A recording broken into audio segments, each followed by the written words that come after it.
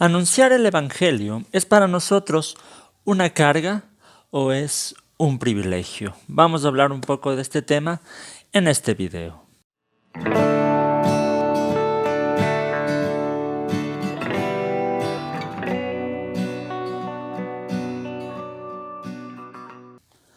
Saludos con todos, queridos amigos y hermanos.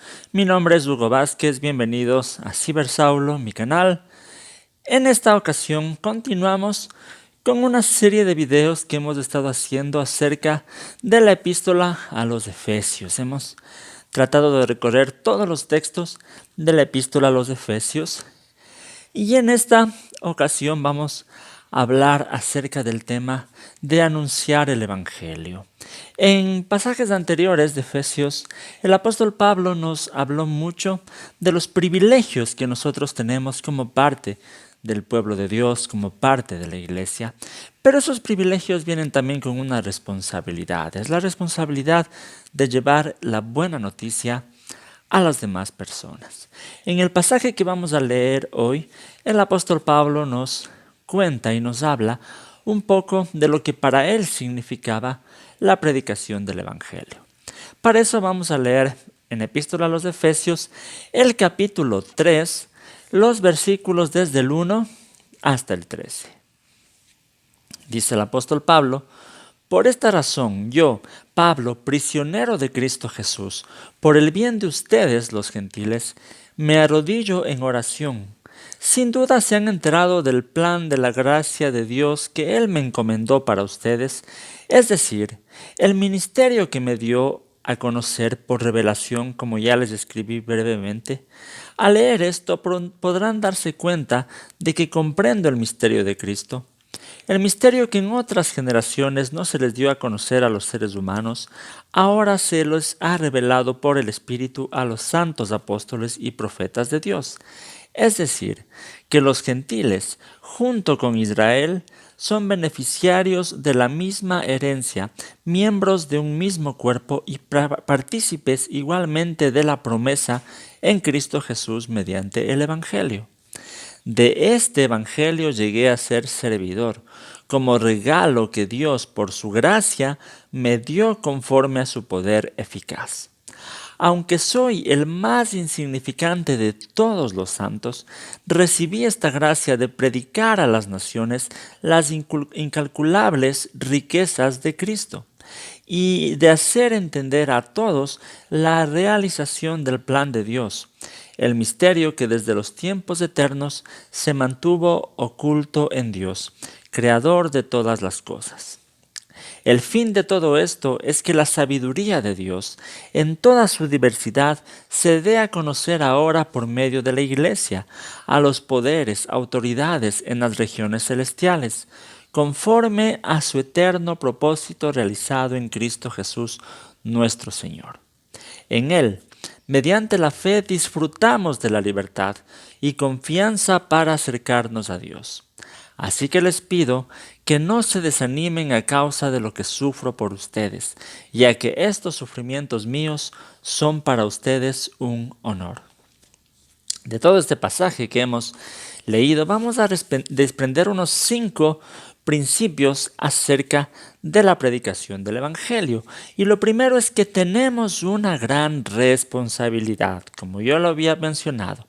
En Efesios 3, en el versículo 1 y 2, que ya lo leímos, dice Pablo que es prisionero de Cristo por el bien de ustedes los gentiles. Les dice a los gentiles. En el versículo 2 dice: sin duda se han enterado del plan de la gracia de Dios que Él me encomendó para ustedes.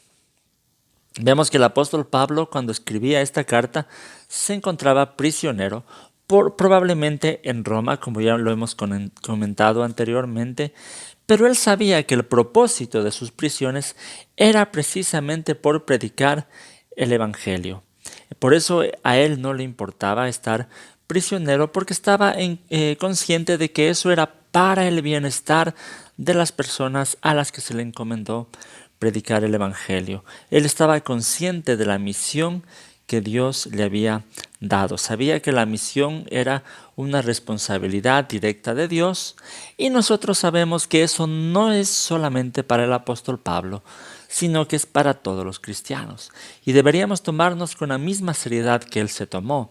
Pablo dice en 1 Corintios 9:16, sin embargo, cuando predico el Evangelio, no tengo de qué enorgullecerme, ya que estoy bajo la obligación de hacerlo. Ay de mí si no predico el Evangelio.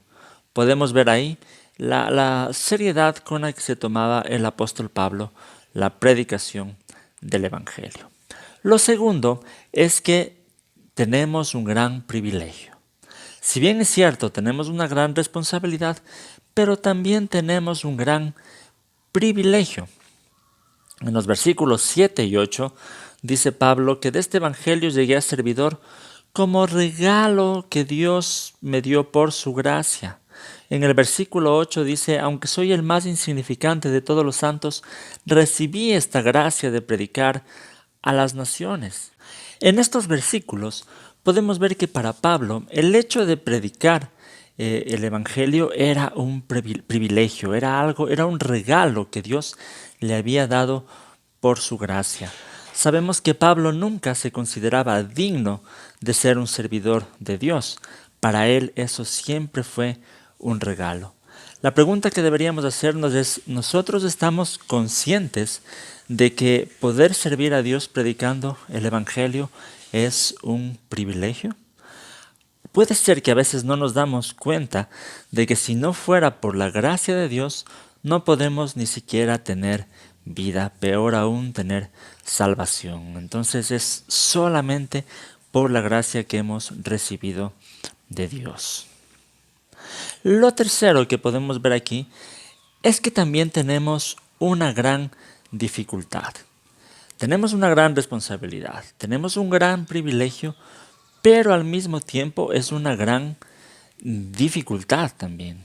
Esto es interesante porque desde el versículo 1 podemos ver que Pablo describe que por esa razón estaba prisionero de Cristo Jesús por el bien de ustedes los gentiles. Pablo estaba prisionero, y si leemos la historia de Pablo en el libro de los Hechos, sabemos que él enfrentó prisiones, enfrentó castigos, insultos, azotes y cosas semejantes.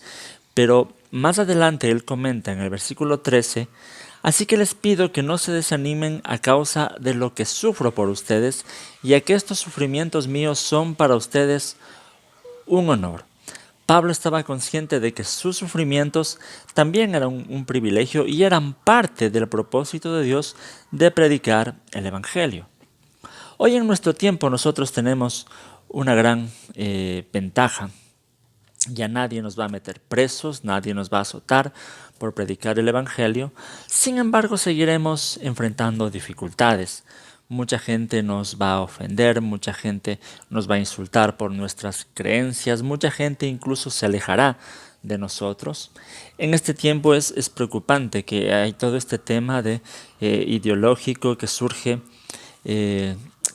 ideologías que surgen que son contrarias a los valores del reino de Dios, que cada vez se va dando más derechos a grupos como la comunidad LGBT o también a grupos que están a favor del aborto, etcétera, cosas semejantes, y cada vez se va quitando derechos de opinar diferente a quienes estamos en contra de cierto estilo de vida. Entonces, parece que poco a poco, en algún momento, la iglesia también podría enfrentarse a persecución si queremos mantenernos firmes en nuestra fe en Jesús y en nuestra fe en los valores de la palabra de Dios. Entonces, es un gran peligro también. Vamos a enfrentar dificultades. Recordemos que Jesús mismo dijo en Juan 16, versículo 33, yo les he dicho estas cosas para que en mí hallen paz. En este mundo afrontarán aflicciones, pero anímense, yo he vencido al mundo. Y la promesa más grande está en la gran comisión, Mateo 28, 19 y 20. Al final Jesús dice, les aseguro que estaré con ustedes siempre hasta el fin del mundo. Entonces tenemos una gran dificultad. Lo cuarto, es muy importante, es que tenemos un gran poder. Si bien es cierto, la misión no será fácil, será peligrosa, enfrentaremos dificultades, pero lo importante es que la obra de Dios se realiza con el poder de Dios. En el versículo 7 dice Pablo: de este evangelio llegué a ser servidor como regalo que Dios por su gracia me dio conforme a su poder eficaz. Podemos comprender en este versículo que Pablo siempre estaba confiado en el poder de Dios y a lo largo de toda su vida él pudo experimentar que la obra no se hacía por sus capacidades, sino que se hacía por el poder de Dios. En nuestra vida nosotros también debemos estar conscientes de que necesitamos el poder de Dios para hacer su obra. Nuestras fuerzas serán siempre limitadas, nosotros vamos a cansarnos, vamos a enfermarnos, vamos a desanimarnos, pero el poder de Dios es ilimitado. En Hechos 1:8 dice: pero cuando venga el Espíritu Santo sobre ustedes, recibirán poder y serán mis testigos, tanto en Jerusalén como en toda Judea, en Samaria y hasta los confines de la tierra. Entonces debemos aprender a depender del Espíritu de Dios para hacer la obra de Dios. Y lo quinto que quiero compartir con ustedes es que tenemos un gran propósito. En los versículos 11 y 12 dice Pablo: conforme a su eterno propósito realizado en Cristo Jesús, nuestro Señor. En Él, mediante la fe, disfrutamos de libertad y confianza para acercarnos a Dios. Lo más importante que debemos recordar es que todo esto es parte del eterno propósito de Dios, que está centrado en que el mundo pueda conocerle, en que el mundo pueda tener la confianza de acercarse a Dios. Y todo esto está centrado en la obra de Jesús en la cruz. Esto es el plan de Dios. Y para que el plan de Dios se lleve a cabo, nosotros, así como el apóstol Pablo, tenemos que aceptar nuestra responsabilidad de anunciar el Evangelio. Es Dios quien va a salvar a las personas, es Dios quien va a dar la vida eterna. Y Dios va a usar nuestras vidas y la vida de la iglesia. Recordemos que no existe un propósito más grande por el que podamos vivir nuestra vida que el propósito de Dios. Así que aceptemos nuestra gran responsabilidad. Muchas gracias por mirar este video. Recuerden que esta es una parte de una serie de videos acerca de estudios de la epístola a los Efesios. Para mirar los otros videos les voy a dejar aquí una tarjetita y vamos a continuar con los siguientes textos de Efesios también tratando estos temas importantes. Para eso recuerden suscribirse al canal, recuerden dejarme sus comentarios, si tienen dudas, inquietudes, propuestas de más temas que quieren que tratemos. Búsquenme en las redes sociales, mi página del Facebook, Twitter, Instagram, mi blog personal que es cibersaulo.net, donde están estos estudios también en texto y más recursos para la edificación de la vida cristiana. Muchas gracias, que el Señor les bendiga.